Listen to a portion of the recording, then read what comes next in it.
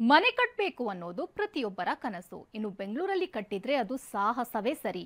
ಗುರಿ ಸಾಧಿಸೋ ಹಂಬಲದಲ್ಲಿ ಮಾಲೀಕನೊಬ್ಬ ಆಪತ್ತು ತಂದಿಟ್ಟಿದ್ದಾನೆ. ಅದ್ ಹೇಗೆ ಅಂತೀರಾ? ಈ ಸ್ಟೋರಿ ನೋಡಿ.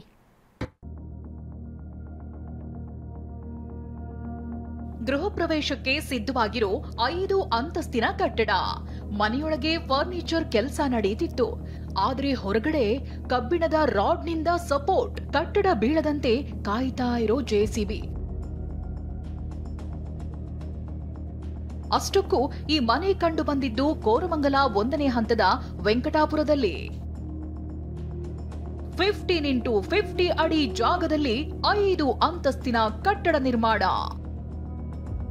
ಗೃಹ ಪ್ರವೇಶಕ್ಕೆ ಮುನ್ನವೇ ಡೆಮಾಲಿಷನ್ಗೆ ಮುಂದಾದ ಮಾಲೀಕ.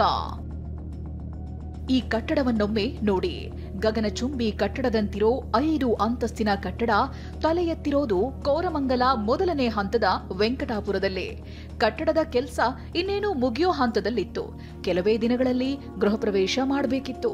ಅಷ್ಟರಲ್ಲಾಗ್ಲೇ ಇಡೀ ಕಟ್ಟಡವನ್ನೇ ಡೆಮಾಲಿಷ್ ಮಾಡಲಾಗ್ತಿದೆ. ಅಷ್ಟಕ್ಕೂ ಆಗಿದ್ದೇನೆಂದ್ರೆ ಕೇವಲ 15 x 50 ಅಡಿ ಅಂದ್ರೆ 750 ಚದರ ಅಡಿಗಿಂತಲೂ ಕಡಿಮೆ ಜಾಗದಲ್ಲಿ 5 ಅಂತಸ್ತಿನ ಬಿಲ್ಡಿಂಗ್ ಕಟ್ಟಿದ್ದಾರೆ. ಅಂದ್ರೆ 15ಕ್ಕೆ 50 ಇದೆ, ಅಂದ್ರೆ 750 ಸ್ಕ್ವೇರ್ ಫೀಟ್ ಇದೆ. ಇಷ್ಟು ಕಿರಿದಾದ ಜಾಗದಲ್ಲಿ ಗ್ರೌಂಡ್ ಫ್ಲೋರ್ ಬಿಟ್ಟು 5 ಮಹಡಿ ಕಟ್ಟಡವನ್ನ ಕಟ್ಟಿದ್ದಾರೆ. ತುಂಬಾ ಎತ್ತರವಾಗಿ ಕಟ್ಟಿದ್ದಾರೆ, ನೋಡ್ತಾ ಇದ್ದೀರಾ. ಕೂಡ ಇಲ್ಲಿರ್ತಕ್ಕಂಥ ಸ್ಥಳೀಯರಿಗೆ ನೋಡಿದ್ರೆ ಆತಂಕ ಆಗುತ್ತೆ. ಯಾಕಂದ್ರೆ ಈ ಒಂದು ಕಟ್ಟಡ ಇನ್ನ ಗೃಹ ಪ್ರವೇಶನೂ ಆಗಿಲ್ಲ, ಆಗ್ಲೇ ಇದು ಕುಸಿಯುವ ಹಂತವನ್ನ ತಲುಪಿದೆ. ಶಾಂತಮ್ಮ ಎಂಬುವರು ವಸತಿ ಉದ್ದೇಶಕ್ಕಾಗಿ ಈ ಕಟ್ಟಡ ಕಟ್ಟಿದ್ದಾರೆ.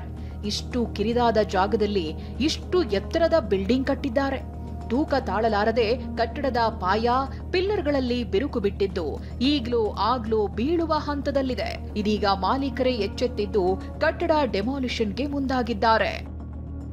ಸದ್ಯಕ್ಕೆ ಕಟ್ಟಡ ಬೀಳೋ ಹಂತ ತಲುಪಿದೆ. ಇನ್ನು ಬೀಳಿಸಲೇಬೇಕು ಅಂತ ಯಾವಾಗ ಮಾಲೀಕರಿಗೆ ಗೊತ್ತಾಗಿದೆ, ಇಲ್ಲದೆ ಇದ್ರೆ ಬೇರೆ ಆಪ್ಷನ್ ಇಲ್ಲ, ಪೊಲೀಸರು ಬರ್ತಾರೆ, BBMP ಬರ್ತಾರೆ ಅನ್ನೋ ಭಯದಿಂದ ಕಟ್ಟಡ ಮಾಲೀಕರೇ JCBಯನ್ನ ಕರೆಸಿದ್ದಾರೆ. ಕಟ್ಟಡವನ್ನ ತೆರವು ಮಾಡೋದಕ್ಕೆ ಮುಂದಾಗಿದ್ದಾರೆ.